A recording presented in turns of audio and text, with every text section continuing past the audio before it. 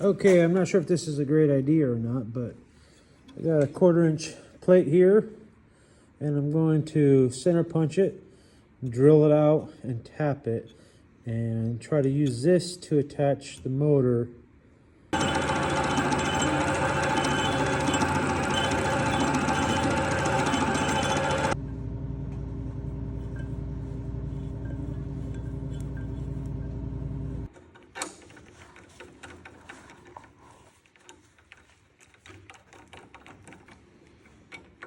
There we go. Solid.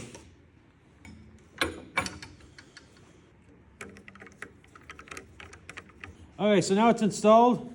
That thing is solid. It's not going anywhere.